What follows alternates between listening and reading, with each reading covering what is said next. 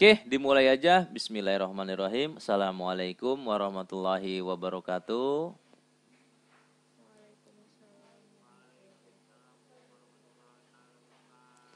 Ya, oke. Terima kasih. Selamat bergabung di visi ya tanggal berapa nih? Tanggal 16 Maret. Mengenai kelarutan ya, visi yang akan Bapak berikan ini mengenai kelarutan dan KSP. Nah, ya, ini KSP ini singkatan ya, singkatan dari hasil kali kelarutan. Dan kelarutan juga ini disimbolkan atau disingkat dengan S ya. Ini artinya solubility ya, solubility. Ada sebagian buku yang salah tulis ya gitu. Jadi bukan solubility tapi apa Bapak lupa ya. Bapak bilang itu salah itu buku ya. Harusnya solubility kelarutan. Ya. Oke, selalu ya Bapak kalau menerangkan bab baru selalu diberikan poin. Maksudnya apa sih poin ini? Poin ini biar kalian memudahkan ya memudahkan kalian memahami suatu bab. Dan menurut Bapak dibiasakanlah ya sehingga kalian bisa tahu ya. Jadi kalau ada masalah, ini kan masalah ya. Masalah itu dipecahkan dengan poin-poin ya. Jadi dengan apa sih pokok-pokok masalahnya.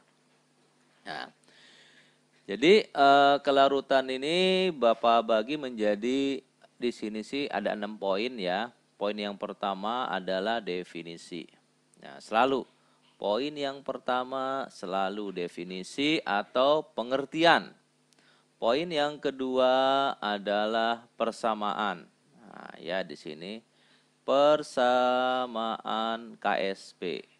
Nah, ya nanti kita pelajari tentang persamaan KSP. Yang ketiga hubungan. Hubungan S kelarutan dan KSP. Yang poin keempat pengaruh ion senama atau sejenis terhadap S, terhadap kelarutan ya.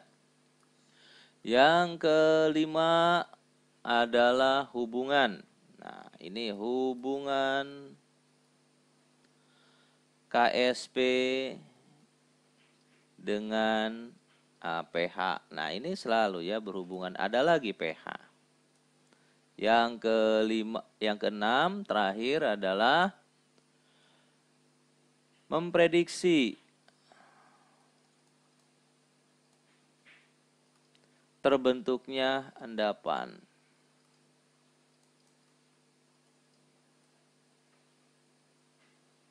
Ya, memprediksi terbentuknya endapan. Jadi sebenarnya poin penting dari kalian belajar kelarutan dan hasil kali kelarutan adalah ini. Nah, kalian bisa memprediksi apakah suatu larutan A ditambahkan larutan B akan terbentuk endapan atau tidak. Ini ya tujuan pentingnya sebenarnya hanya ini. Karena dari prinsip ini biasanya digunakan pada proses pemisahan logam. Pemisahan logam digunakan pada proses pemisahan logam ini. Nanti kalau kalian kerja di pertambangan ya, bagian pertambangan biasanya menggunakan prinsip ini. Oke, semoga tidak ada pertanyaan. Ini masih poin-poinnya. Masuk ke poin pertama, yaitu tentang definisi. Pertama tentang kelarutan. Nah, tentang kelarutan. kelarutan atau simbolnya S adalah, ini adalah jumlah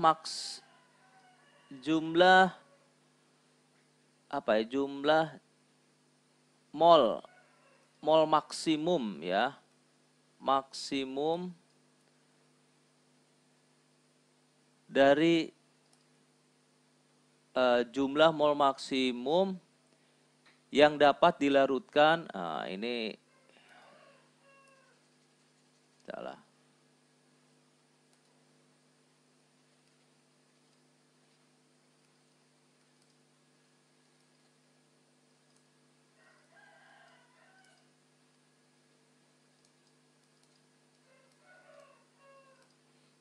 Ya ini ya, jadi kelarutan itu adalah jumlah mol maksimum padatan, padatan yang dapat dilarutkan oleh suatu pelarut. Nah, inilah yang disebut dengan kelarutan. Maksudnya apa? Seperti inilah ya. Maksudnya contohnya seperti ini.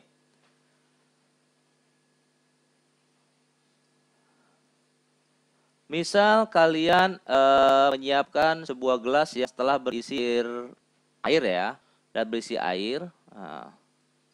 Lalu mula-mula kalian di sini kalian siapkan satu gula pasir lah ya, gula pasir. Lalu gula pasir ini kalian ambil 1 sendok, masukkan ke sini. Ya, kalian aduk-aduk. Lalu gula pasir itu 1 sendok larut. Nah ya, biasanya ditandai dengan hilang padatannya. Lalu kalian ambil lagi gula pasir di sini. Ya, ambil lagi gula pasir di sini, masukkan lagi. Kalian aduk-aduk-aduk, hilang lagi. Ya. Lalu kalian ambil lagi, terus masukkan lagi ke dalam air ini. Diaduk-aduk hilang. Tetapi ada keadaan di mana ketika kalian memasukkan gula pasir ke dalam air ini, ya ke dalam air ini atau wadah ini, gula sudah tidak bisa larut lagi.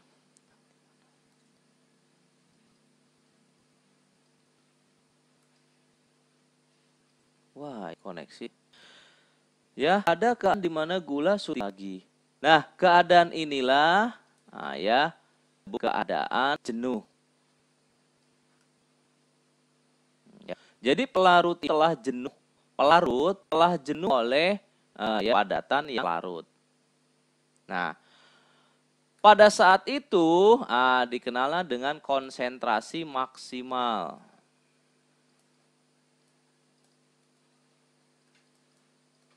Ya, dikenal dengan keadaan konsentrasi maksimal. Jadi kelarutan ini adalah konsentrasi maksimal.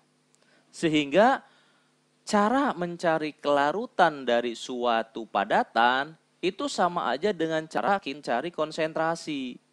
Di mana rumus mencari konsentrasi persamaan matematiknya adalah M sama dengan N per V. Nah ini rumusnya. Ya, bedanya apa?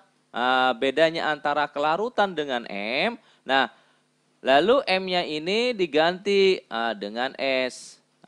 S-nya itu menjadi N per V. Nah ini.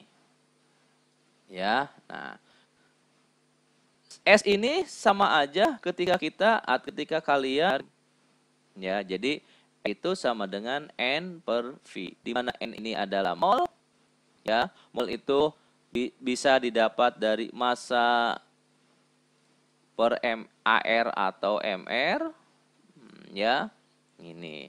V ini adalah volume dalam liter. Volume dalam liter. Nah, sampai sini paham? Halo? Ya. Jadi mencari kelarutan suatu padatan itu sama aja dengan mencari M-nya. Ya, hanya saja nanti M-nya ini diganti dengan S. Nah, rumusnya sama. Lalu apa tadi itu kelarutan? Kelarutan itu adalah jumlah konsentrasi maksimal. Ya ini. Ya. Lalu yang kedua definisi dari hasil kali kelarutan. Yang selanjutnya ya masih definisi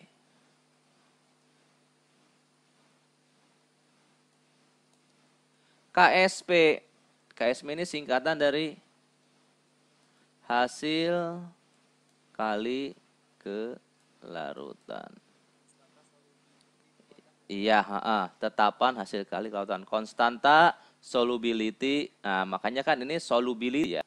Solubility produk ya. Gitu.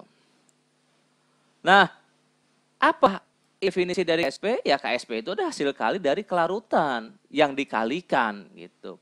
Lalu yang pertanyaannya, kelarutan dari mana? Nah, ya.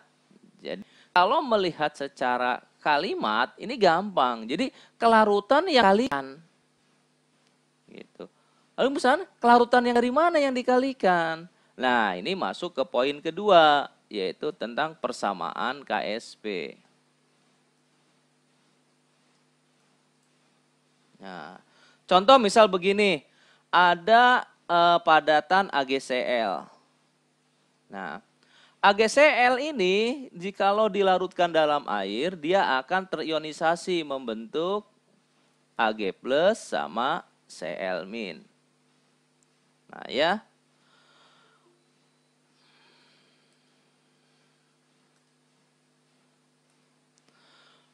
Lalu persamaan KSP dari AgCl, nah persamaan KSP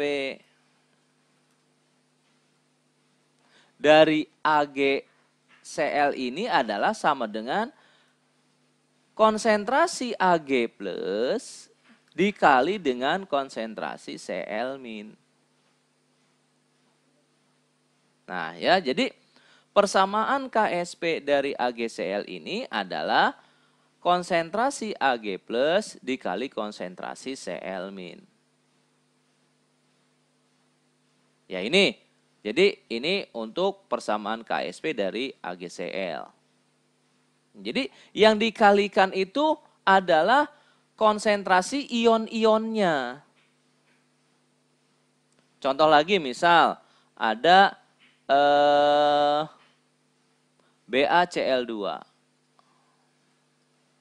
BaCl2 ini kalau terionisasi membentuk Ba2+ sama 2Cl-. Persamaan KSP, pakai tulis beda aja lah ya. Persamaan KSP dari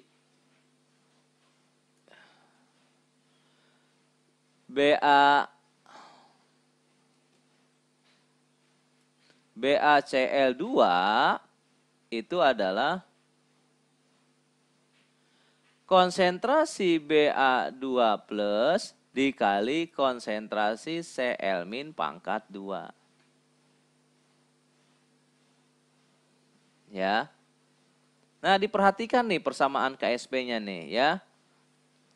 Lalu misal ada lagi AlCl3. Al3+ reaksi ionisasi membentuk 3Cl-.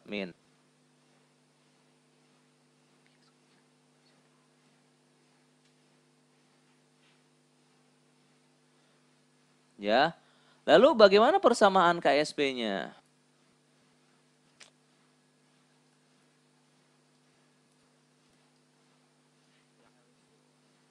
Ya, sama dengan kali kontra L3+ dikali konsentrasi Cl- pangkat 3. Ganggu kamu sih.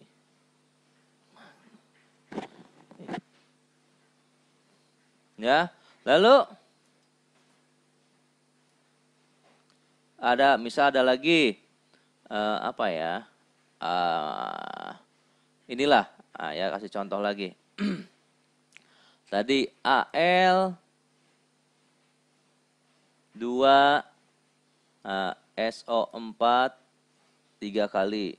Membentuk 2Al 3 plus ditambah 3 SO4 2 min. Nah, bagaimana persamaan KSP-nya? Dari Al2 SO4 3. Ini adalah konsentrasi Al3 plus pangkat 2 dikali konsentrasi SO4 2 min pangkat 3. Nah, ini kalian harus bisa nih membuat persamaan KSP ini. Nah ini. Nah, ini kalian harus bisa nih membuat persamaan ini. Jadi, apa sih KSP itu didefinisikannya? Ya. Jadi kalau secara kata sih gampang gitu ya. KSP itu hasil kali kelarutan. Jadi kelarutan itu yang dikali-kalikan saja. Nah, ya. Tetapi di sini, setelah kita buatkan persamaan KSP dari setiap senyawa kimia di sini, senyawa kimia di sini, maka KSP itu adalah hasil kali ion garam, ini garam ya, yang dipangkatkan dengan koefisiennya. Nah, sehingga nih koefisiennya ini menjadi 4 tadinya. Ya. Nah, yang tadinya koefisien di sini menjadi pangkatnya, koefisien di sini menjadi pangkatnya. Ya. Nah, ini persamaan KSP. Lalu ada lagi dengan istilah namanya nilai KSP. Nah, nilai KSP. Nilai dari KSP. Berapa nilai KSP dari AgCl? Ya ini. Jadi persamaan KSP dan nilai KSP ini berbeda ya. Ini persamaan KSP-nya. Lalu bagaimana nilainya? Ya. Nilai KSP dari AgCl. Nah, kita tahu AgCl ini mempunyai kelarutan sebesar S. Ya.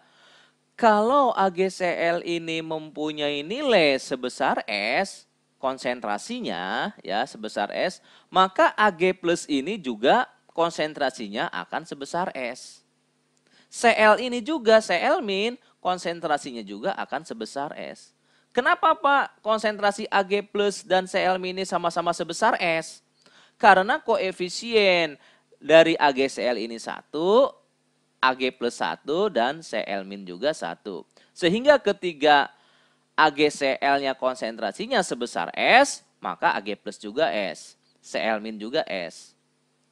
Nah, sehingga kalau dimasukkan nilai S ini ke dalam persamaan KSP, maka Ag plus ini kan nilainya S, ini juga S, maka ini adalah S pangkat 2.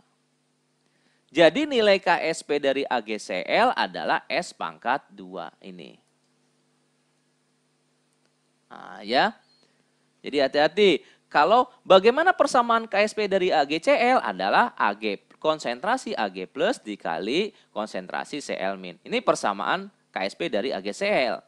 Lalu bagaimana nilai dari KSP AgCl? Itu adalah S pangkat 2. Paham sampai sini?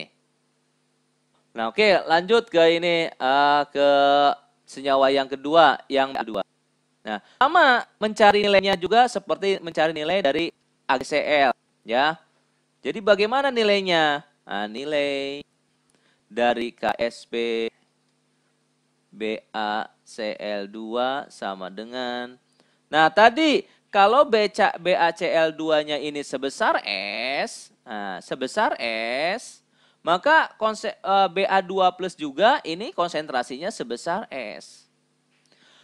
Sedangkan Cl min yang karena koefisiennya 2, maka dia 2S. Sehingga nilai ini masukkan ke persamaan KSP menjadi S dikali 2S pangkat 2. Ya, Raffi, selamat bergabung. Ya, seperti ini. Lalu S dikali 2S pangkat 2 adalah berapa nih? 4S pangkat 3. Ya, nih. Jadi nilai KSP dari BACL2 adalah 4S pangkat 3. Ya. Lalu bagaimana untuk nilai KSP ALCL3? Nah, sama cara mencarinya. Berarti nilai KSP dari ALCL3 sama dengan, kalau ini S, maka ini juga S, tetapi ini 3S. Maka S dikali 3S pangkat 3. Sini S dikali S adalah, nih. Ayo, 3S pangkat 3. Halo? Lah. Kok jadi 9S? Iya, 3S pangkat 3 itu adalah 27S pangkat 3. Berarti berapa? 27S pangkat 4. Nah, ini ya. Nih. Lalu bagaimana dengan yang ini? Nah, nih nilai KSP dari AL2 SO4 3 kali. Ayo, berapa dihitung?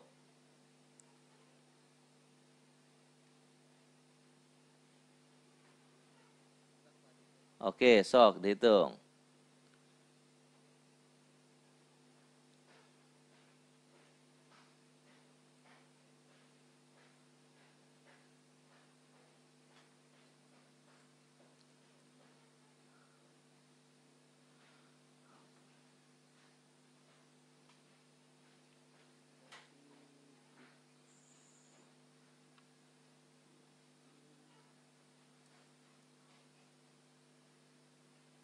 Ayo, berapa? Ini S, ini menjadi 2S, ini menjadi 3S. Maka di sini 2S pangkat 2 dikali 3S pangkat 2S pangkat 2. 4S pangkat 2. 3S pangkat 3. Nah, tadi ya.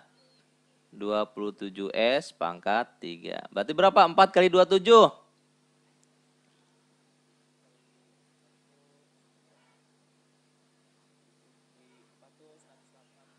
Berarti 108 S pangkat 5.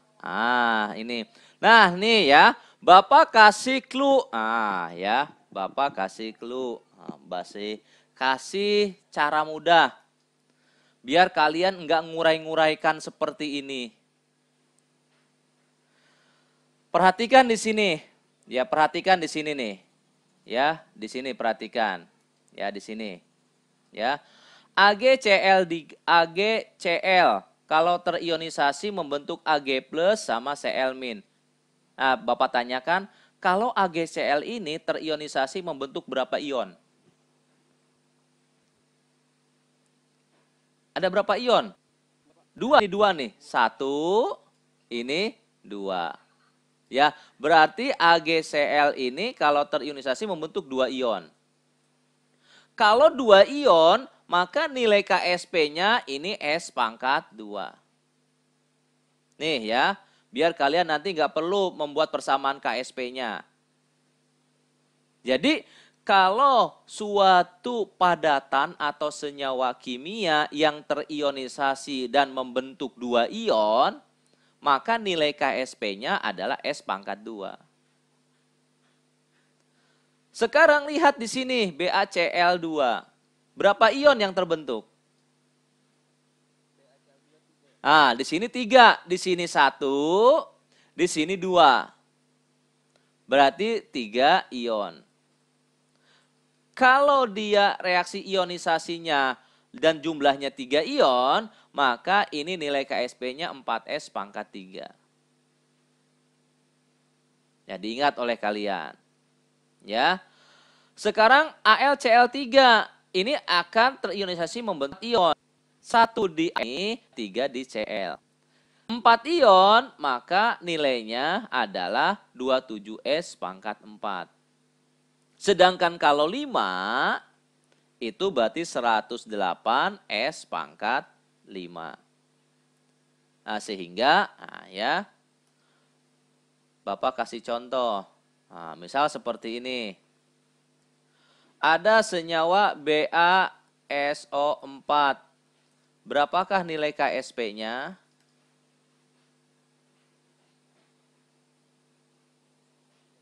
Iya, berarti KSP dari BaSO4 itu S pangkat 2.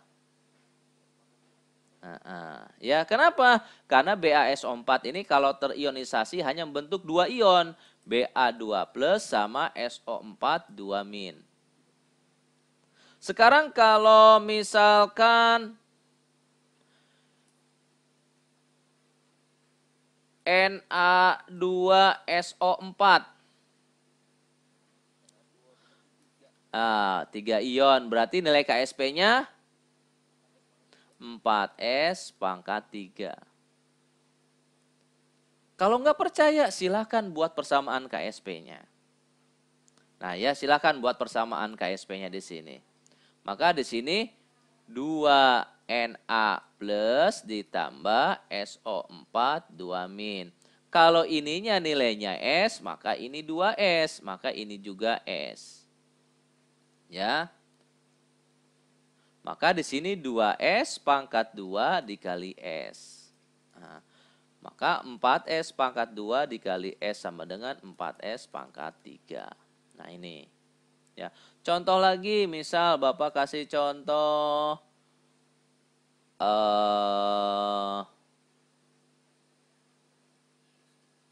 Ba2PO3. Oh, salah.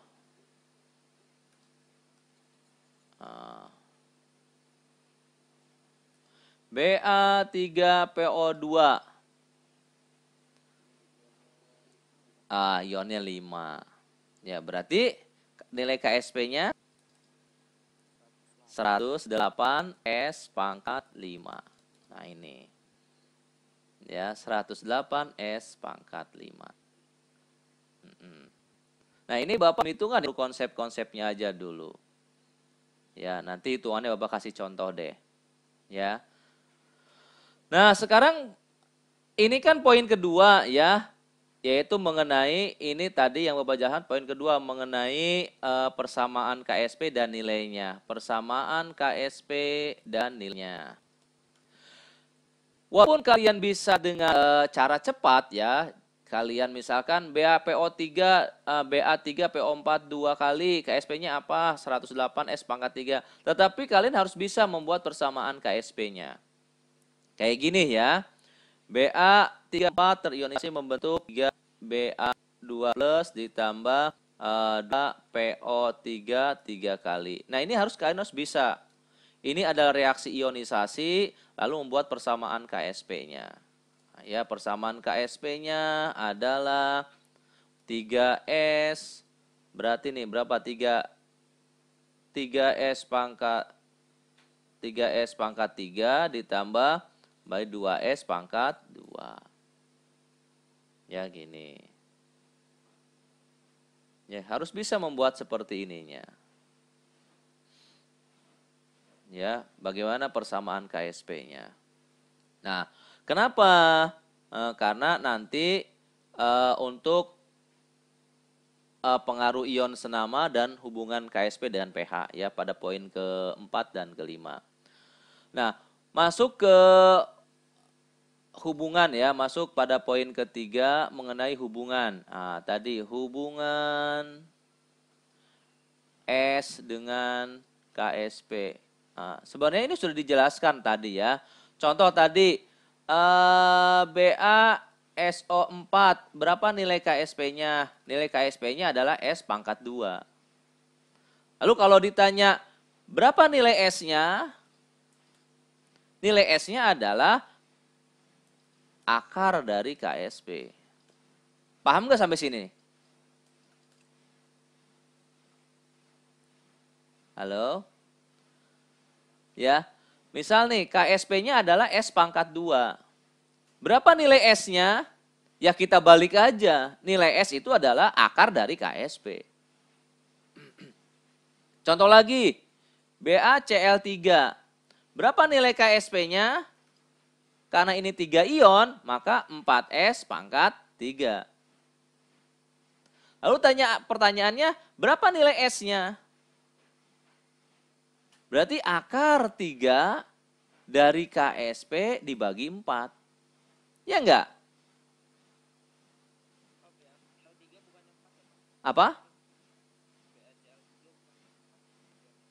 Oh iya maaf ini ya 3 lagi. Iya BaCl2 di sini. Kok Bl3 sih? BaCl2 nih. Masa. Kok BaCl3 ya? Nah, ya sip. Bagus koreksinya. Ya ini. Oke, yang 3. Sekalian tadi ya. Misal tadi contohnya AlF3. Nah, AlF3. Berarti nilai KSP-nya berapa?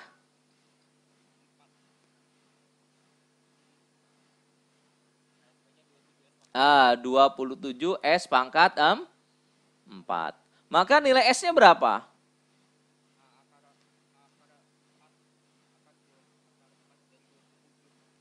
Akar 4 dari 7. Kok? Iya, ya. Akar 4 dari KSP dibagi 27. Nah, ini. Ya. Bisa ya? Jadi kalau kalian ketahui KSP-nya berapa nilai S-nya, gini aja hubungannya ya. Lalu kalau misalkan ketahui S-nya berapa nilai KSP-nya, ya seperti ini aja. Ini poin ketiga dengan S dan KSP. Ya, ini. Lalu masuk ke poin keempat ya. Poin keempat ini adalah pengaruh ion senama. Pengaruh ion senama terhadap S kelarutan. Tadi Bapak ulang lagi bahwa yang namanya kelarutan itu ya kayak gini kelarutan nih. Ya. Kalau kalian tadi ya contohnya ini gula pasir. Gula pasir. Ya, gula pasir ini kalau dimasukkan ke dalam air nih. Ini air doang ya. Yang tanpa ada campuran apapun, ini air doang. Kita masukkan gula pasir ke dalam sini. Lalu di sini, Bapak kasih perbandingan. Di sini ada air, ada larutan gula. Larutan gula di sini. Ya, Bapak dikasih masukkan ini gula pasir. Gula pasir. Nah, masukkan lagi ke sini. Nah, perhatikan oleh kalian ya. Nah, dari dua perbandingan ini. Yang satu ya, yang satu adalah gelas yang cuman isinya air. Satu lagi adalah gelas tapi isinya larutan gula. Lalu Bapak tanyakan pada kalian, pada gelas mana? Misal Bapak kasih contoh ini gelas A dan ini gelas B. Pada gelas mana ya yang padatan gula ditambahkannya ini paling sedikit? Yang pada gelas A atau gelas B? Ayo. Jadi pada gelas mana yang ditambahkan padatan gula ini paling sedikit?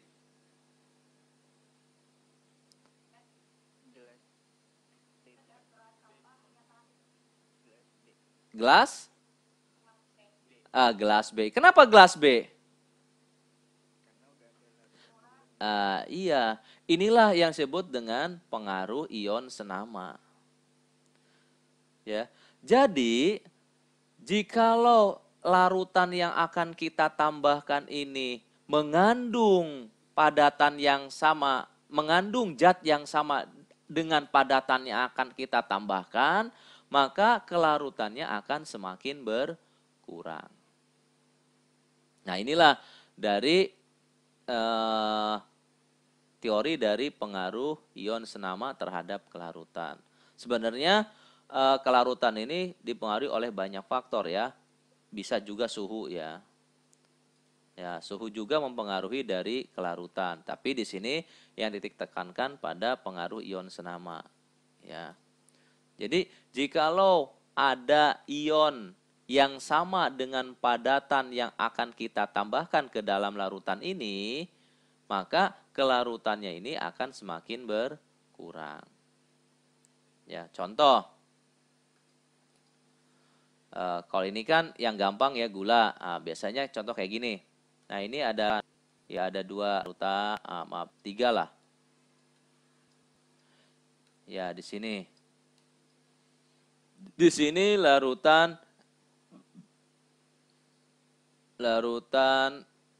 NaCl. Ya, ini larutan BaOH 2 kali. Ya, di sini larutan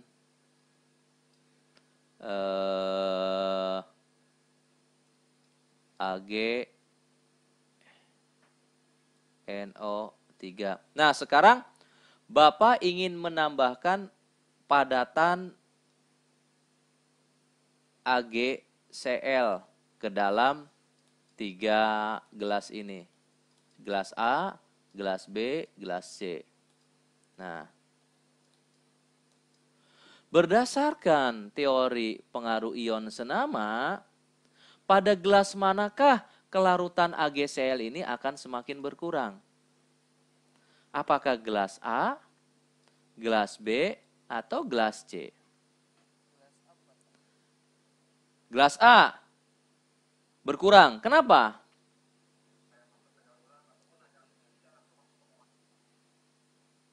Kenapa? Karena di gelas, ya lihat, padatan yang akan kita tambahkan ini ada AgCl. AgCl itu punya Ag plus sama Cl min. Ya, sehingga larutan NaCl ini kalau kita uraikan ada Na plus sama Cl min. Nah, antara AgCl dan NaCl ini ada ion ini nih. Inilah ion senama. Sehingga ketika AgCl ditambahkan ke dalam larutan ini, kelarutannya akan semakin berkurang. Nah, jadi jumlah padatan AgCl dimasukkan ke dalam sini, ini berkurang, nggak banyak. Ya, bagaimana dengan larutan B? Nggak berpengaruh. Kenapa? Karena di larutan B ini kalau diuraikan bentuk Na2 plus sama 2OH-. Nah, ini ion-ion ini tidak ada di sini. Sehingga kelarutannya tidak akan berpengaruh. Bagaimana dengan larutan C? Nah, berpengaruh juga. Kenapa? Di sini ada Ag plus sama NO3-. Nah, ada ini. Ya, nah ini yang sama. Ya. Sehingga di sini kelarutan AgCl di dalam gelas A dan C berkurang. Nah, inilah teori. Ya, ini teorinya. Lalu bagaimana hitungannya? Nah, hitungannya nanti saja di pertemuan kedua ya. Setelah kalian melaksanakan ulangan harian bersama. Ya sudah, sampai sini saja yang bisa Bapak jelaskan. Semoga apa yang Bapak sampaikan ini bisa kalian pahami ya. Kalau nanti kalian belum paham juga, silahkan diulang lagi ditontonnya ya. Nanti akan Bapak masukkan visi ini ke dalam YouTube ya. Udah, sampai sini aja. Bapak ucapkan terima kasih. Bapak tuh, Assalamualaikum warahmatullahi wabarakatuh.